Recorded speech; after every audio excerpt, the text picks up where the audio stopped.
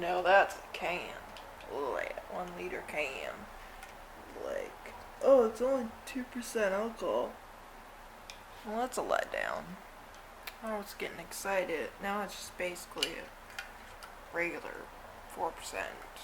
Whatever. Anyways, bye. Sweet. Like, I turned off my blog just to drink it, and then, oh my god, I needed to blog this. This can't be beer, is it? It's sweet though, like it tastes like, it's not beer color. I don't know what I bought. I really don't. I thought I bought beer, but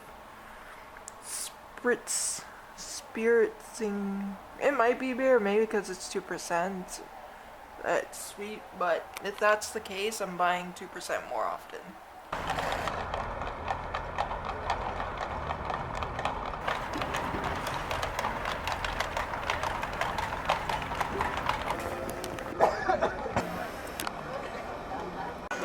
You can see it has 2 concentric circles of digits around the margin and 1 disc with the zodiacal signs on it. You probably already heard the name Charles, haven't you? Whereabouts? The bridge, very good. Anything else? There's Charles Street, Charles Square, there's the Charles University. They even named the cheese after the guy nowadays. He's really, really popular. Why? He really transformed and upgraded the city to a whole new level. Charles is a very ambitious guy. He doesn't want to be only king of Bohemia, he wants to be also emperor of the entire Holy Roman Empire that has its capital usually in Vienna. And indeed, Habsburg, a Catholic, and he had enough of all this nonsense of religious tolerance in his empire. He bans the Hussites and their new religion. Of course, they're not happy about it. They were happily freely practicing the religion for 200 years. So being very traditional people, they follow tradition. They do defenestration number 2. This time they go to the castle. Again to the top floor, they find the 2 representatives of the emperor that just banned them, and which represent also the Pope, and the poor scribe that just happened to be in the room and had nothing to do with it. They open the windows, and once more, a free flying lesson. Now these 3 are more lucky than the previous 13, because under their window there is a huge pile of horse manure. They land on the horse manure, and that saves their lives, so it's better than nothing. It saved their lives. Of course, there are 2 versions to every story. The church says that actually what happened is that angels come from heaven and catch them in mid-air, and that saves their lives. But, you know, historians tell us that it was the shit. And not only that, being the representatives of the Pope, some people believe it might be the origins of the expression, cover your ear, girls, holy shit. Shortly after it's built, it becomes the house of the local philharmonic, which was led then by Antonín Dvořák, probably the most famous of all Czech composers. It serves as the home of the philharmonic for a few decades, and then it changes roles. After the end of the First World War, the Czechoslovak Republic is established, and they put their parliament here in this building. This doesn't last for too long either. 2 decades later, the Nazis come to power just across the border. You know, the Nazis had very ambitious plans for Europe. After they annexed Austria to the Third Reich, they had their eyes set on Czechoslovakia. It was under Austrian rule for so long that it seems like the obvious next step for them. However, they don't want to start with war immediately. They want to start with totality, tactics and politics. I would even say trickery. They go to the French and to the English that had an alliance with the Czechs. They were supposed to protect them. And they tell them, guys, the Czechs are abusing the 2.5 million German ethnics that live in Czechoslovakia. We want to save them from these bad Czechs, and to do that we have to take over the Sudetenland, the part where these German ethnics have a majority. Now, the French and the English, they know that if they refuse Hitler, this means war. Nobody wants a new world war. They're still traumatized from the first one, and they still think they can avoid it. So in order to avoid it, they basically betray the Czechs, and they tell Hitler, sure, go ahead, you can take over. He takes over the Sudetenland, and that takes his plan a step forward. Because the Czechs knew that war is coming. They were preparing. They built bunkers, defense lines, a lot of military industry. But where do you put your bunkers and defense lines? You put them next to the border. Anywhere else, it doesn't make sense. Where is the Sudetenland? It's exactly the part that separates Czechoslovakia from Germany and Austria. This is why Hitler wanted it. It's not that he was so worried about the Sudetens. He takes over that, the Czechs lose their new protection, everybody knows that, and so he goes to the Czech leadership and tells them, guys, I want the rest of your country as well. Are you going to fight me now with these new conditions? They know they have no chance, and so they just surrender. And this country becomes the Bohemian and Moravian Protectorate, part of the Third Reich. It's been like this only for about 100 years, not more. Before that is the poorest slum of Prague. When the wall is built around the city, a small part of the space is designated for the Jews, another wall is built around that, and that becomes the Jewish ghetto. By law, the Jews are allowed to live there and only there, nowhere else. Life there was quite difficult for many centuries, for different reasons. Maybe the most obvious one is the overpopulation. They are closed in that space, time passes, they multiply, but the space doesn't stretch, so it becomes extremely overcrowded. Second problem, the proximity to the river. You see, we're very close to the river floods every 10-15 years. It used to flood here first. So it destroys big parts of the river and it brings of the quarter, and it brings all kinds of things you don't really want in your neighborhood. Water, mud, animals, disease, making it a situation complicated. Maybe the most difficult part for the Jews are the authorities. The imperial court loves to find all kinds of creative limitations and taxes to put on the Jews, which are on top of the general limitations put on the general population. For example, we said they're not allowed to live where they want, they're not allowed to own land, so even outside of Prague they cannot work in agriculture. They're limited in what they can profess. For parts of history, some of the craftsmanships are forbidden for the Jews to professing.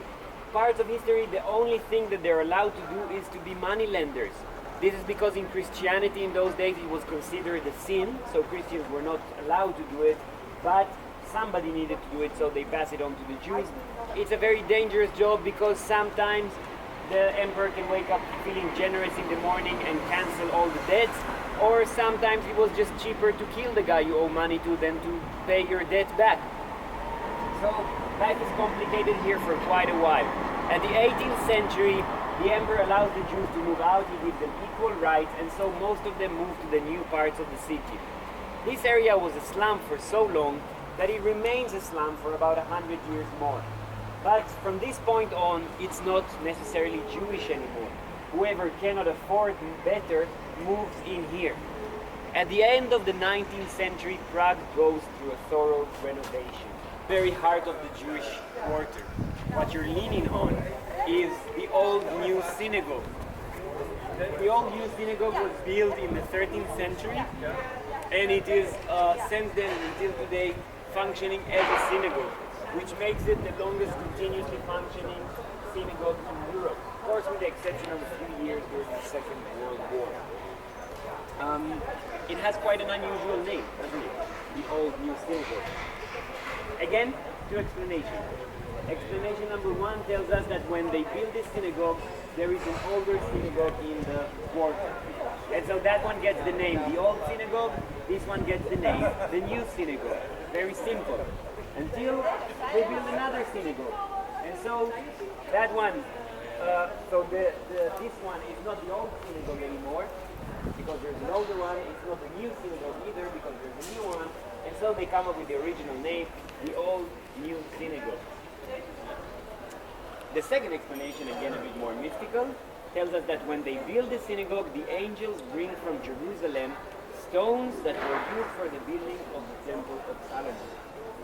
But the angels bring these stones on the condition, and that is in Hebrew, al-Tnai, that the stones will be given back once the temple is rebuilt in Jerusalem. And this al-Tnai in Hebrew becomes alt-Neu in Yiddish, which is very similar to German and means old new. Alt, old, Neu, new. So you can choose which explanation you like better. The synagogue is related to one of the most famous stories in Jewish mythology. It's so famous here that it became part of the Czech mythology as well. And that is the story of the Golem of Prague. Have you heard about the Golem of Prague? Well, actually all of you heard about it, right? Because you all heard about Frankenstein, right? Everybody knows about Frankenstein. This is where Mary Shelley gets the idea for the story of Frankenstein, the story of the Golem. The story tells us that the Jews are under attack. They need protection. The head rabbi of the community is not only a great famous rabbi, he's also a Jewish magician, a Kabbalist. I told you the magic is everywhere here, also in the courtyard. He goes down to the river, brings a whole lot of clay with him, and he builds a human figure. And through magic, he brings this human figure to life. And that is the Golem. And the Golem serves his purpose. He protects the community. He does little chores around the community. And so they like him very much. They nicknamed him Yosele, which means little Joseph, little 3-meter tall Joseph. Joseph fulfills his role, and then the story has different versions. Some versions said that he goes berserk and starts eating people around here. Another version says that they just didn't need him anymore. But the conclusion is always the same. They put him up there in the attic of the old synagogue at the party with the priests. And the legend continues and tells us that he's there until today because the magic impulse that brought him to life was so powerful. Magic impulse to protect the Jews, that every time throughout history that the Jews need protection, he comes back to life, comes down from the attic, protects the Jews, and then disappears again in the attic, waiting for the next time he will be needed. Now in the time of the Second World War, another Nazi officer doesn't believe in legends. And so he demands to be taken up there to see if the Golem is there. He climbs up the ladder, he goes inside, closes the door behind him, and then he never comes back. And nobody knows what happened to him. But no other Nazi officer is stupid enough to go out there and check if there's a 3-meter tall clay man that doesn't like Nazis. So nobody really wants to go and check. They argue for a while and then they decide they should do the second best thing. And that is to make sure that nobody else can go up there. So they take away the first 5 meters of the ladder going up to the attic to make sure that nobody can go up there. And rain stream a couple of nights ago. I'm only blogging it because, like, as the days go on, I start to forget it. But it's one of my Egypt dreams again, and those dreams are usually really vivid.